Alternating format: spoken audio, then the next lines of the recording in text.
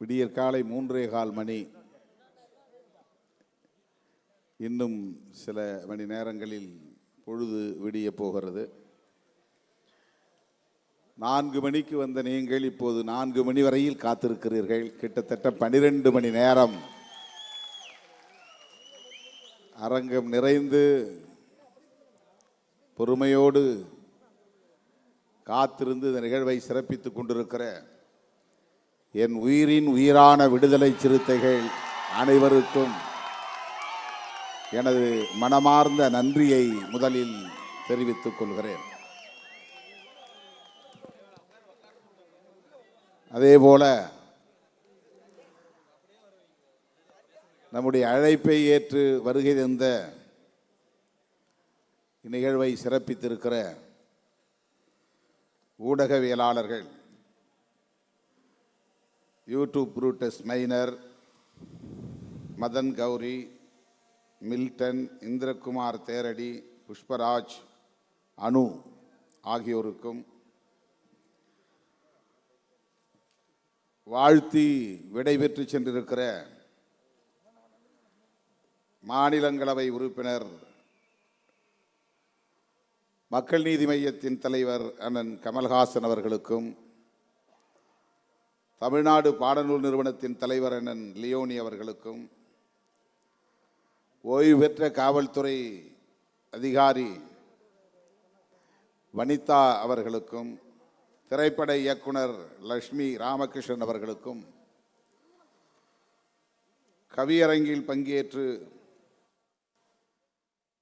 வாழ்த்தி விடைபெற்று சென்றிருக்கிற இயக்குனர் திலகம் கே பாக்கியராஜ் அவர்களுக்கும், வெற்றி கவிஞர் விவேகா, கவிஞர் பெருமக்கள் ஆண்டாள் பிரியதர்சினி, இளையக்கம்பன், தஞ்சை இனியன், அருண் பாரதி, லாவரதன், புனித ஜோதி ஆகியோருக்கும் என்னுடைய நெஞ்சார்ந்த நன்றியை உரித்தாக்குகிறேன். இந்த நிகழ்வை முன்னின்று ஒருங்கிணைத்திருக்கிற தம்பி வன்னியரசு, ஏசி பாவரசு, கூகா பாவலன், தகடூர் தமிழ்ச்செல்வன், இளம் சேக்குவேரா, பாலசிங்கம்,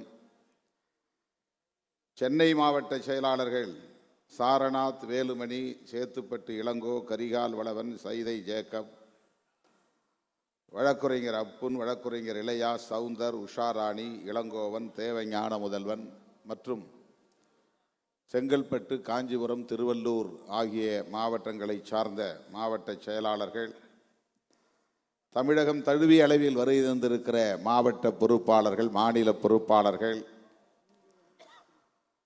கட்சியின் சட்டமன்ற உறுப்பினர்கள், பொதுச் செயலாளர் தோழர் சிந்தனை செல்வன், SS பாலாஜி, ஆலூர் ஷானவாஸ், பனையூர் பாபு உள்ளிட்ட அனைவருக்கும் என்னுடைய நெஞ்சார்ந்த நன்றியை தெரிவித்துக் கொள்கிறேன். நம்மோடு எப்போதும் உடனிருக்கும் அண்ணன் திராவிட முன்னேற்ற கழகத்தின் வர்த்தகரணி செயலாளர் கவிஞர் காசுமுத்து மாணிக்கம் அவர்களுக்கும், வருகை தந்து வாழ்த்தி விடைபெற்று சென்ற மாண்புமிகு அமைச்சர் அண்ணன் சேகர்பாபு அவர்களுக்கும் எனது நெஞ்சார்ந்த நன்றியை உரித்தாக்குகிறேன். நிறைய பேச எண்ணியிருந்தேன், நேரமில்லை. இந்த நிகழ்வை தள்ளி வைக்க வேண்டும் என்று ஒரு வாரத்திற்கு முன்பே வன்னியரசு அவரிடத்திலே சொல்லியிருந்தேன். சின்னம்மாவின் உடல் நலம் மிகவும் கவலைக்கிடமாக இருக்கிறது. என்னை ஆளாக்கியதில் அவருடைய பங்கும் குறிப்பிடத்தக்கதாகும். அவர் என்னை பார்க்கிற போதெல்லாம் தலையை தடவி ஒரே ஒரு வார்த்தை தான் பேசுவார். இந்த 10 ஆண்டுகளில் உடல்நலம் பாதிக்கப்பட்ட நிலையிலும் வார்த்தைகள் தழுதழுக்க அவ்வளவு இலகுவாக புரிந்து கொள்ள முடியாத நிலையிலே தான் பேசுவார். அப்படி பேசுகிற போதும் கல்யாணம் பண்ணிக்கப்பா என்று தான் சொல்லுவார். அப்படிப்பட்ட பற்று என் மீது அவருக்கு உண்டு. அவருடைய உடல்நலம் கவலைக்கிடமாக உள்ள சூழலில் நான் நாடாளுமன்ற கூட்டத்தொடரில் கூட பங்கேற்க இயலாமல் ஒரு வாரத்திற்கு மேலாக பெரம்பலூரில் தனியார் மருத்துவமனையில் காத்து கிடக்கிறேன். எனவே இந்த சூழலில் இந்த நிகழ்வு வேண்டாம் என்று நான் வேண்டுகோள் விடுத்தேன். ஆனால் விரிவான ஏற்பாடுகளை செய்திருக்கிறோம். அம்மா எப்படியும் பிழைத்துக் கொள்வார், அந்த நம்பிக்கையோடு நாங்கள் இந்த நிகழ்வை நடத்த விரும்புகிறோம் என்று வன்னியரசு உள்ளிட்ட ஒருங்கிணைப்பாளர்கள் வற்புறுத்திய நிலையில் இதற்கு நான் இசைவளித்தேன். நாளைக்கு விழுப்புரத்திலே நடைபெறுவதாக இருந்த நிகழ்வை தள்ளி வைக்க வேண்டும் என்று நான் தோழர் ரவிக்குமார் அவரிடத்திலே கேட்டுக்கொண்டேன். அதை அவர் தள்ளி வைத்து விட்டார். இன்று பிற்பகல் 3 மணி விமானம் பிடிக்கிற போது கூட எனக்கு மனம் இல்லை. நான் இல்லாமலே இந்த நிகழ்ச்சியை ஏன் நடத்தக்கூடாது, வன்னியரசு மற்றும் தோழரிடத்திலே இதை சொல்லலாம் என்று நான் நினைத்தேன். ஆனால் மருத்துவர், அம்மாவை கவனிக்கிறவர், இந்த நிகழ்ச்சியை நீங்கள் தவிர்க்க வேண்டாம், ஓய்வாருங்கள் என்று ஒரு ஊக்கத்தை கொடுத்தார். கடைசி நேரத்திலே அவர் சொன்ன வார்த்தையை கேட்டு மனமில்லாமல் நான் புறப்பட்டு விமானம் பிடித்து இங்கே வந்தேன். பிறந்த நாள் விழாவை ஒரு கொண்டாட்டமாக மட்டுமே நடத்தக்கூடாது, அதனையும் ஒரு அரசியல் நிகழ்வாக ஒருங்கிணைக்க வேண்டும் என்று நாம் பிறந்த நாளை கொண்டாடிய காலத்திலிருந்தே தமிழர் எழுச்சி நாள் என்று அறிவித்து கருத்தரங்குகளை, கவியரங்கங்களை ஒருங்கிணைத்திருக்கிறோம். நெடுங்காலம் நான் பிறந்த நாள் கொண்டாடியதில்லை. இடையிலே தான் இது தோழர்களின் ஆர்வத்தால் உருவானது.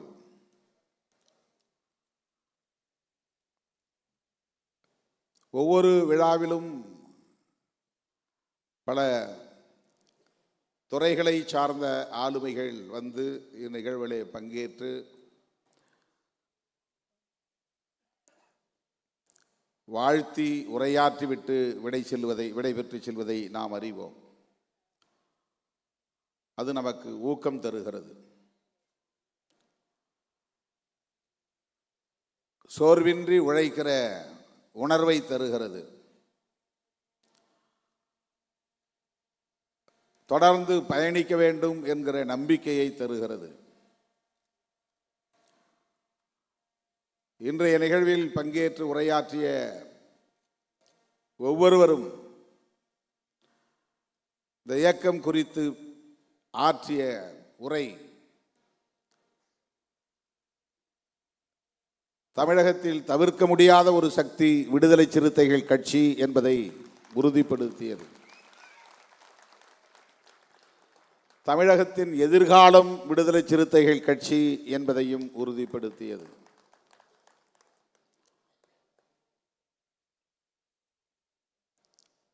இந்த ஆண்டு மதச்சார்பின்மை காப்போம் என்பதை கருப்பொருளாக நாம் முன்னிறுத்தினோம். அதனை மையப்படுத்திய பலரும் இங்கே உரையாற்றியதை நாம் பார்த்தோம். ஓய்வு பெற்ற காவல்துறை அதிகாரி வனிதா அவர்கள்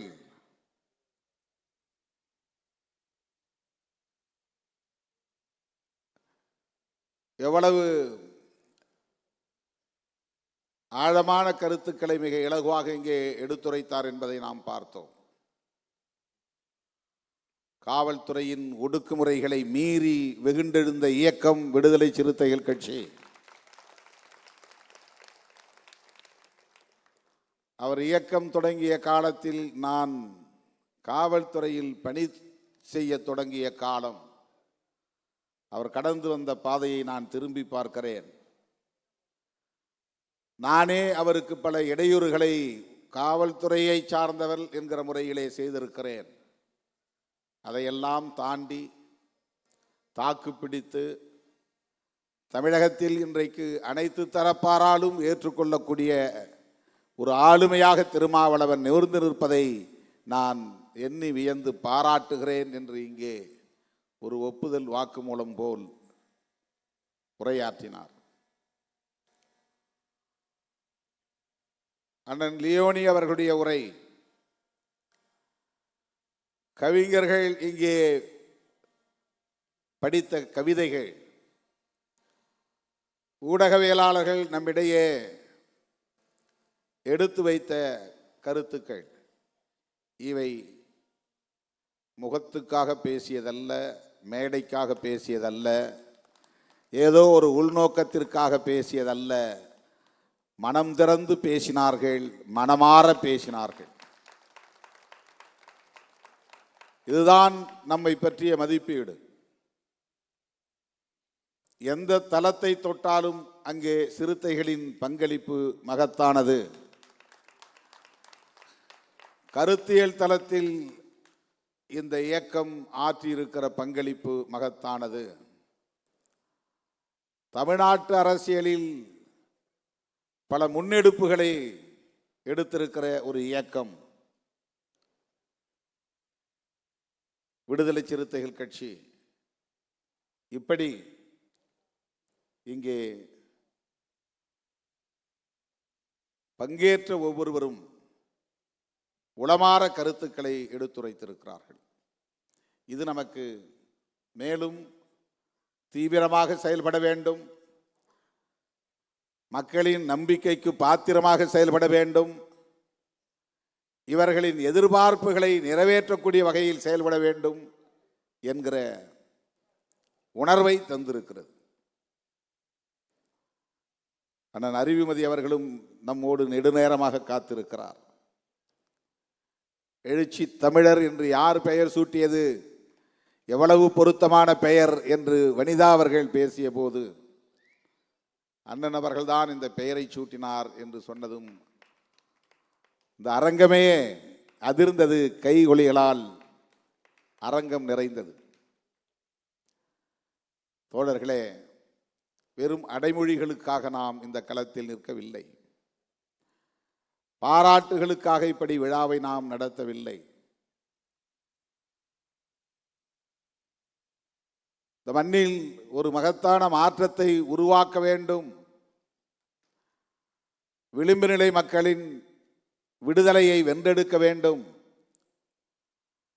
பிற்போக்கு சக்திகளின் ஆக்கிரமிப்பிலிருந்து சமூகத்தை மீட்க வேண்டும் என்கிற அந்த பொறுப்புணர்வோடு தான் நாம் களத்தில் நிற்கிறோம். நமக்கு எதிரான அவதூறுகள், ஆதாரமில்லாத அவதூறுகள், இரட்டை இலை கெஞ்சியது, ஆனால் அதை நீங்கள் பொருட்படுத்தவில்லை. ஏனென்றால் உங்கள் உதிரத்தில் இரட்டைமலை ஓடுகிறது என்று கவிஞர் விவேகா சொன்னார். அதனுடைய பொருள், அதிமுக எடுத்த முயற்சிக்கு நாம் பணியவில்லை என்பதல்ல, உடன்படவில்லை என்பதல்ல பொருள். கொள்கை பிடிப்போடு இருக்கிறோம் என்பதுதான் அதனுடைய பொருள். ஒடுக்கப்பட்டவர்களின் தலைநிமிர்வுக்காக இந்த களத்தில் நிற்கிறோம் என்பதுதான் பொருள். அண்மையிலே தூய்மை பணியாளர்கள் பிரச்சனை. தூய்மை பணியாளர்கள் என்றால் அவர்கள் தலித்துகள், தலித்துகள் என்றால் அங்கே சிறுத்தைகள். ஏன் திருமாவளவன் இந்த அரசை எதிர்த்து போராடவில்லை? இப்படி விமர்சனங்களை கொண்டு போகிறார்கள். மூன்றாவது நான்காவது நாளே தோழர் சிந்தனை செல்வன் அங்கே போனார். ஐந்தாவது நாள் அக்கா நினைவு நாளை முடித்துக் கொண்டு நள்ளிரவில் நான் அங்கு போய் சேர்ந்தேன். 1 மணி நேரம் அவர்களோடு இருந்தேன். அதற்கு அடுத்து 6வது நாள் முதலமைச்சரை சந்தித்து இந்த பிரச்சனையை எடுத்து பேசினேன். 13ஆம் தேதி வரையில் தொடர்ந்து அமைச்சர்களோடும் பேசினேன், போராட்ட குழுவை சார்ந்த தோழர்களோடும் பேசினேன், ஒவ்வொரு நாளும் பேசினேன், மருத்துவமனையில் இருந்து கொண்டே பேசினேன். அவர்களை பணி நிரந்தரம் செய்ய வேண்டும் என்று நாம் அவர்களின் குரலோடு இணைந்து சொன்னாலும் கூட ஒரு உண்மையை நாம் புரிந்து கொள்ள வேண்டும். நம்முடைய கோணத்திலிருந்து அந்த பிரச்சனையை அணுக வேண்டும். புரட்சியாளர் அம்பேத்கரின் பார்வையில் இருந்து இந்த பிரச்சனையை நாம் அணுக வேண்டும். இவர்கள் குப்பை பொறுக்குகிறவர்கள், சொல்ல போனால் தூய்மை பணியாளர்கள் என்கிற சொல்லுக்கு இன்னொரு பொருள் குப்பை பொறுக்குகிறவர்கள், குப்பையை அள்ளுகிறவர்கள் என்றுதான் பொருள். குப்பையை அள்ளுகிறவர்களை பணி நிரந்தரம் செய்து அந்த தொழிலையே நீங்கள் செய்து கொண்டிருங்கள் என்று சொல்லுவது எந்த வகையிலும் ஏற்புடையதல்ல. அதிலிருந்து மீள வேண்டும் என்பதுதான் நம்முடைய போராட்டம். அந்த தொழிலை செய்யக்கூடியவர்கள் தொடர்ந்து அதை செய்யக்கூடாது.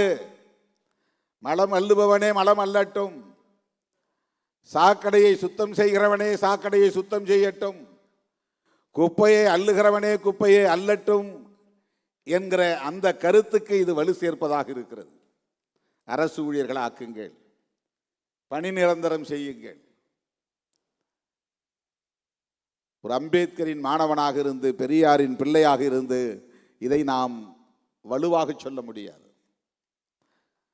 குப்பையை அள்ளுகிற தொழிலை குப்பை அள்ளுகிறவர்களே செய்ய வேண்டும், அரசு பணியாளர்களாக அவர்களை மாற்ற வேண்டும் என்கிற அந்த கோரிக்கையில் நமக்கு மாற்று கருத்து இருக்கிறது.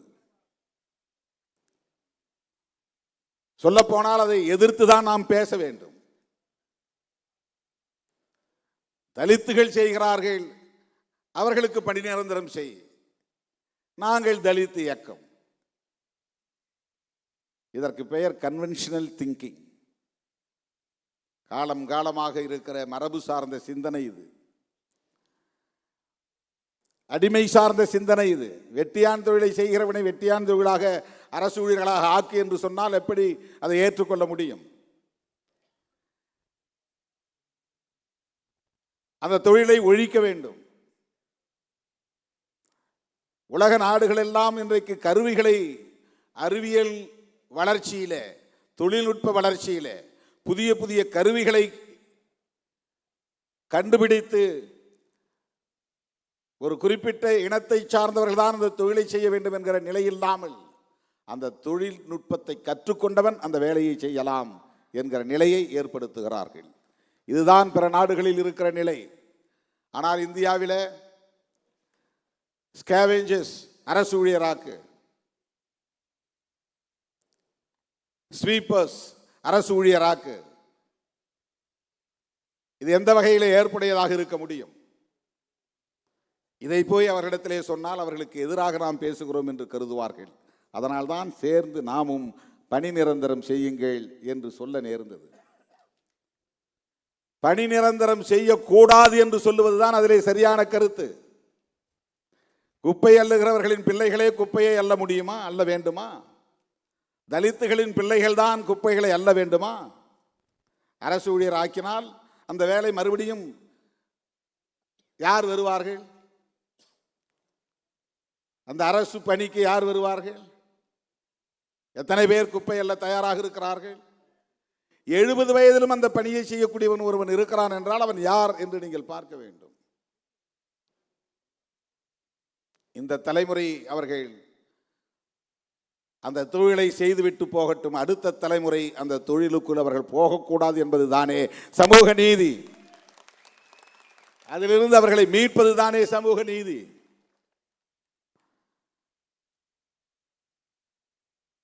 தொழில்நுட்பத்தில் வளர்ச்சியடைந்த நாடுகளுக்கு இது போன்ற சிக்கல்கள் இல்லை. எதையோ வளர்க்க துடிக்கிற இந்த ஆட்சியாளர்கள் இந்த நாட்டை உலக வல்லரசுகளில் ஒன்றாக மாற்ற வேண்டும் என்று துடிக்கிறவர்கள் இன்னும் ரயில் நிலையங்களில் கையால் மலம் மல்லுகிற மலம் மல்லும் தொழிலாளர்கள் லட்சக்கணக்கானோர் இருக்கிறார்கள். மலம் மல்லும் தொழிலாளர்கள் யார்? அவங்கெல்லாம் கஷ்டப்படுறாங்க, அதனால் அவங்களெல்லாம் அரசு ஊழியராக்குங்க, அவங்களுக்கு சம்பளத்தை கூட்டுங்க, பென்ஷன் கொடுங்க என்று நாம் சொல்ல முடியுமா? குப்பை அள்ளுகிறவர்களை அப்படியே குப்பை அள்ளட்டும், அவர்களை அரசு ஊழியர்களாக்குங்கள், அவர்களுக்கு பென்ஷன் கொடுங்கள் என்று நாம் சொல்ல முடியுமா? ஆக தலித்துகள் பிரச்சனை என்றால் திருமாவளவன் தான் பேச வேண்டும் என்று சொல்லுகிற அந்த புத்தியே ஒரு சாதி புத்தி. அது வேங்கவேல் பிரச்சனை என்றால் திருமாவளவன் தான் பேச வேண்டும் என்று சொல்லுகிற புத்தியே சாதி புத்தி. அது ஏன் அதிமுக பேசக்கூடாது? வேங்கவேல் பிரச்சனை மக்கள் பிரச்சனை இல்லையா? அதிமுகவுக்கு அதில் பொறுப்பு இல்லையா? வேற கட்சிகள் பேசக்கூடாதா? எல்லோரும் பேச வேண்டுமா இல்லையா?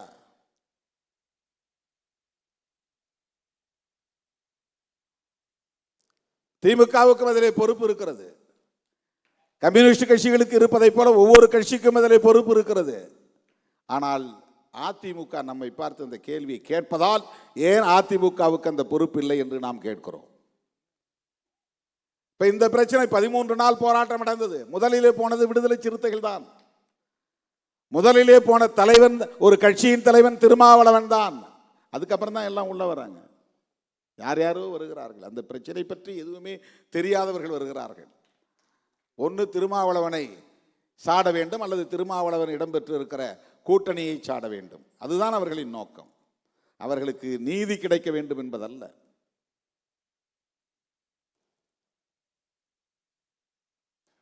இப்படிப்பட்ட அவதூறுகளை எல்லாம் கடந்து பயணிக்க வேண்டிய ஒரு தேவை நமக்கு இருக்கிறது.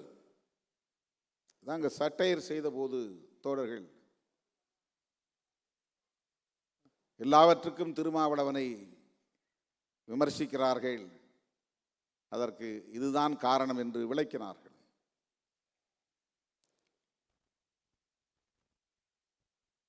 நாம் கவனமாக இருக்க வேண்டும். இந்த அம்மா பேசும்போது சொன்னாங்க, இந்த கூட்டம் ஒரு அறிவு சார்ந்த கூட்டம் என்று சொன்னார். இங்கே இருக்கிற ஒவ்வொருவரும் கொள்கை புரிதலோடு இருக்கிறீர்கள் என்று சொன்னார்கள். அதுதான் நமக்கு கிடைத்திருக்கிற பெருமை. அவங்க எந்த கட்சியை சார்ந்தவர்கள் இல்லை. சொல்லப்போனால் முதல் மேடை என்று சொன்னார்.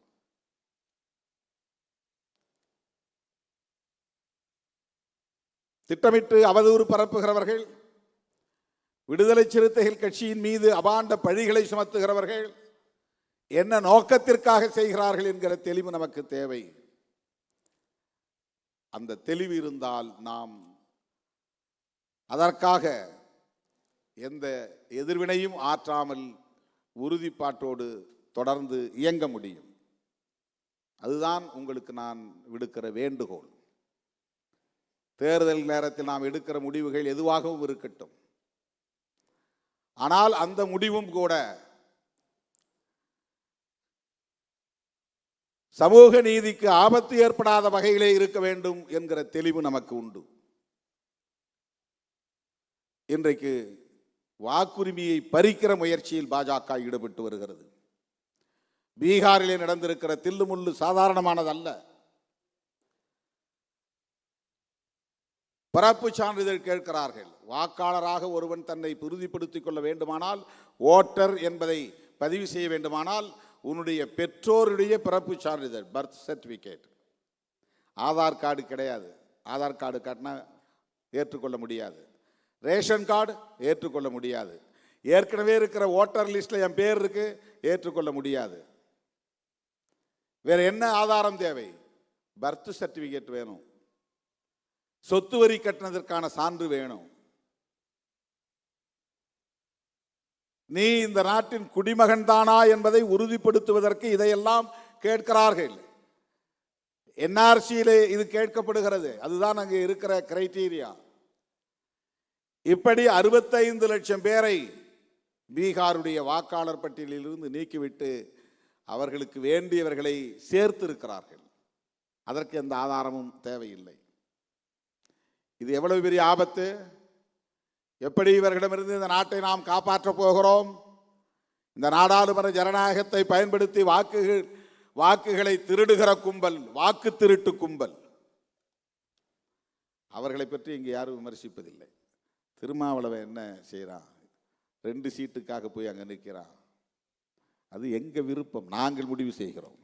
எத்தனை இடங்கள் தேவை என்பதை நாங்கள் முடிவு செய்கிறோம். நீ யார், எந்த கூட்டணியிலே இடம்பெற வேண்டும் என்பதை நாங்கள் முடிவு செய்கிறோம். எங்களை பற்றிய மதிப்பீடு எங்களுக்கு தெரியும். எங்களுடைய அரசியல் நகர்வுகளை நாங்கள் தான் தீர்மானிக்க முடியும். யாரோ உணர்ச்சி வயப்படுவதற்காக தீர்மானிக்க முடியாது.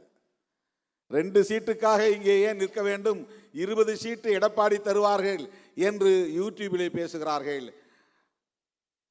உங்களுக்கு ஏதாவது மண்டையிலே இருக்கிறதா? 20 சீட்டு கிடைக்கும் என்றால் நான் அங்கே தானே போக வேண்டும். இடம்தான் முக்கியம், பதவிதான் முக்கியம், பவிசுதான் முக்கியம், பொருளாதாரம் தான் முக்கியம், அதிகாரம் அதுதான் முக்கியம் என்று நான் முடிவெடுப்பதாக இருந்தால் 2 வேணான்ட்டு 20க்கு போகணும். நான் ஏன் போகல? ஏன் போகவில்லை? யார் என்னை தடுப்பது? யார் என்னை கட்டாயப்படுத்துவது போகக்கூடாது என்று? அப்படி யாரும் செய்ய முடியாது. அதுதான் பிரச்சனை. யாராலும் வளைக்க முடியாது, யாராலும் விலை பேச முடியாது, யாராலும் மதிப்பீடு செய்யவும் முடியாது. அதுதாங்க பிரச்சனை. நீங்க நினைக்கிற சராசரி நபர்கள் அல்ல நாங்கள்.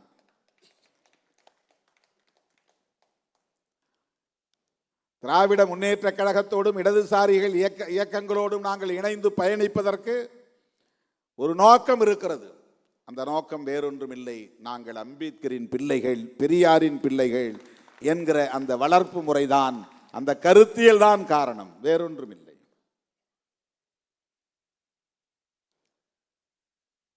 அருமை தோழர்களே, பிறந்த நாள் செய்தியாக நான் சொல்ல விரும்புவது, இந்திய அரசியலையே மதசார்பு சக்திகள் ஒரு புறம், மதசார்பற்ற சக்திகள் இன்னொரு புறம் என்று நாம் கூர்மைப்படுத்த வேண்டியிருக்கிறது. இன்னும் கூர்மைப்படுத்த வேண்டியிருக்கிறது. வெறும் கட்சி கூட்டணி என்று அல்ல. இது திமுக கூட்டணி, இது அதிமுக கூட்டணி என்றல்ல. இது மதசார்பு கூட்டணி, இது மதசார்பற்ற கூட்டணி. இதுதான் இந்தியா முழுவதும் இருக்கிற முக்கியமான அரசியல். அப்போதுதான் அவர்களை தனிமைப்படுத்த முடியும். எண்ணற்ற பல முரண்பாடுகள் இருக்கலாம், பிரச்சனைகள் இருக்கலாம். ஆனால் செக்யூலரிசம் என்கிற அந்த கோட்பாடு புரட்சியாளர் அம்பேத்கர் வகுத்தளித்த கோட்பாடு, பண்டிதர் ஜவஹர்லால் நேரு அவர்களால் ஏற்றுக்கொள்ளப்பட்டு அங்கீகரிக்கப்பட்ட கோட்பாடு. ஏன் புரட்சியாளர் அம்பேத்கர் அவர்களுக்கே முரணாக இருந்த காந்தியடிகளால் ஏற்றுக்கொள்ளப்பட்டு அங்கீகரிக்கப்பட்ட கோட்பாடு. அதிதீவிர இந்துத்துவ சக்திகளுக்கு துணையாக இருந்த பல தலைவர்கள், பட்டேல் உட்பட ஏற்றுக்கொள்ளப்பட்ட கோட்பாடு.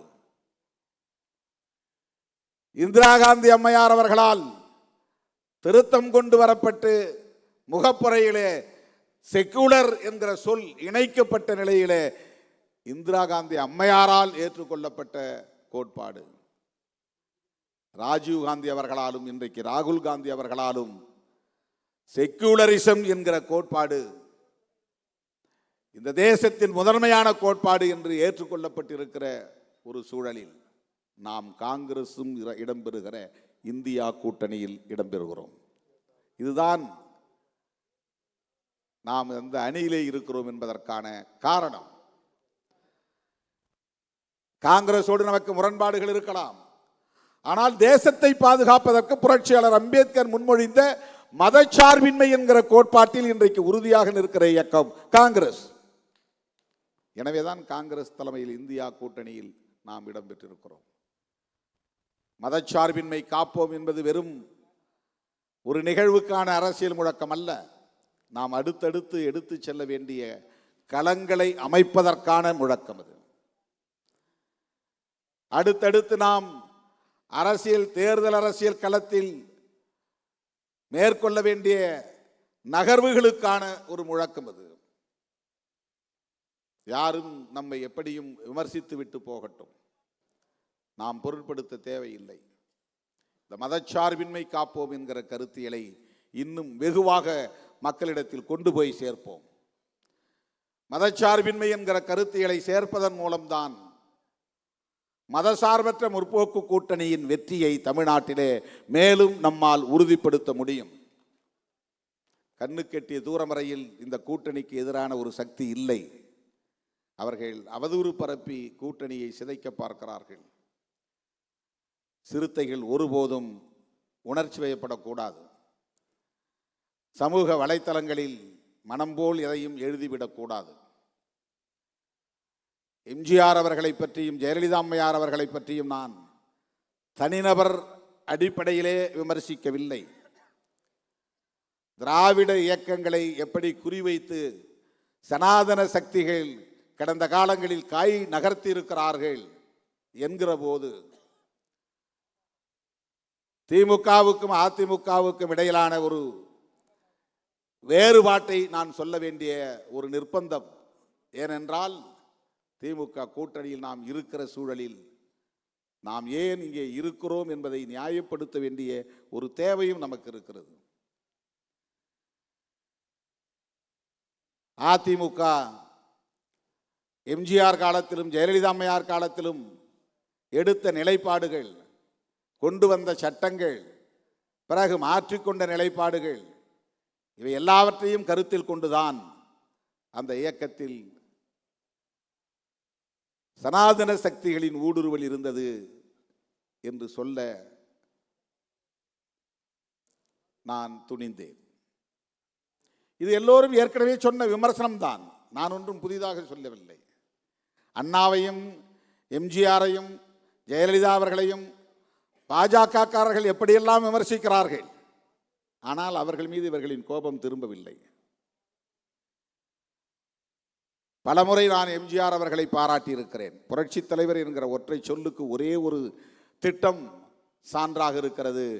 காலம் காலமாக இருந்த கர்ணம் முன்சிப் பதவியை தூக்கி எறிந்துவிட்டு வில்லேஜ் அட்மினிஸ்ட்ரேட்டிவ் ஆபீசர் என்கிற ஒரு திட்டத்தை கொண்டு வந்ததற்காகவே அவரை புரட்சி தலைவர் என்று சொல்லலாம் என்று நான் சொல்லியிருக்கிறேன். சமூக நீதிக்கான நிலைப்பாட்டின் போது அந்த 69 விழுக்காட்டை 9வது பட்டியலில் இணைப்பதற்கு ஜெயலலிதா அம்மையார் மேற்கொண்ட முயற்சி போதும் அவரை பாராட்டுவதற்கு என்று நான் பேசியிருக்கிறேன். தனிநபர் அடிப்படையிலே யாரையும் நாம் விமர்சித்ததில்லை. ஆனால் நமக்கு எதிரான அவதூறுகள் கடுமையாக முன்வைக்கப்பெற்றன. தோழர்கள் அதையும் நாம் எதிர்கொண்டாக வேண்டும் என்று எதிர்வினை ஆற்றிய போது உடனே நான் முகநூறு நேரலையில் சொன்னேன், அதிமுகவையோ எம்ஜிஆரையோ ஜெயலலிதா அவர்களை பற்றியோ நீங்கள் யாரும் கருத்து சொல்ல வேண்டாம், தேவைப்படுகிற நேரத்தில் நானே கருத்தை சொல்லுவேன் என்று சொன்னேன். அந்த நிலைப்பாட்டில் நான் மாறவில்லை. அவமதிக்கும் நோக்கம் இல்லை என்பதைத்தான் நான் சொன்னேன். அது அவமதிப்பல்ல, நடந்த வரலாற்றை சொல்லுகிறேன். அந்த அம்மாவே மேடையில் சட்டமன்றத்தில் சொன்னார், எல்லோரும் என்னை பார்ப்பன பெண்மணி என்கிறார்கள், ஆமாம் நான் பாப்பாத்தி தான் என்று சொன்னார், கிளைம் செய்தார். நமக்கு பார்ப்பன சமூகத்தின் மீது எந்த வெறுப்பும் கிடையாது. எவ்வளவோ நண்பர்கள் பார்ப்பன சமூகத்தை சார்ந்த நண்பர்கள் இருக்கிறார்கள், நல்ல நண்பர்கள் இருக்கிறார்கள். இந்த மேடையிலே மைப்பா நாராயணன் வந்து ஆடை போர்த்தி வாழ்த்தி விட்டு போனார். தனிப்பட்ட முறையிலே யார் மீது நமக்கு எந்த காழ்ப்புணர்வும் கிடையாது. ஆனால் திராவிட இயக்க அரசியலை குறிவைத்து தாக்குகிறார்கள் என்றால் அது வெறும் திமுகவுக்கு எதிரானதல்ல, ஒடுக்கப்பட்ட மக்களின் அரசியலுக்கும் எதிரானது. அதை நினைவிலே வைத்துக் கொள்ளுங்கள். சமூக நீதி அரசியலுக்கு எதிரானது, நினைவிலே வைத்துக் கொள்ளுங்கள். திமுகவுக்கு எதிரான நகர்வுகளை திமுகவே எதிர்கொள்ளும், அது வேறு. ஆனால் திராவிட அரசியல், பெரியார் அரசியல் இங்கே சிதைக்கப்படுவேயானால் நாம் இங்கே அரசியல் செய்ய முடியாத நிலை ஏற்பட்டுவிடும். அரசியல் செய்ய முடியாத நிலை ஏற்பட்டுவிடும். பெரியார் அரசியல் என்பது அம்பேத்கர் அரசியலோடு இணைந்த ஒன்று, முரண்பட்ட ஒன்று அல்ல. பெரியார் அரசியலை விமர்சிக்கிறார்கள் என்றால் அம்பேத்கர் அரசியலை விமர்சிப்பதாகத்தான் பொருள். திராவிட இயக்க அரசியலை விமர்சிக்கிறார்கள் என்றால் விடுதலை சிறுத்தைகளின் அரசியலையும் விமர்சிக்கிறார்கள் என்றுதான் பொருள். ரெண்டு இயக்கமும் ஒன்றா என்றால் இல்லை, அது வேறு. அரசியல் இயக்கங்கள் கட்டமைப்பதிலே பல முரண்பாடுகள் இருக்கலாம், அதிகார பகிர்விலே முரண்பாடுகள் இருக்கலாம், பிரச்சனைகளை அணுகுவதிலே எடுக்கிற முடிவுகளிலே முரண்பாடுகள் இருக்கலாம். ஆனால் அடிப்படை கருத்தியல் என்பது சமூக நீதி சார்ந்த அரசியல்.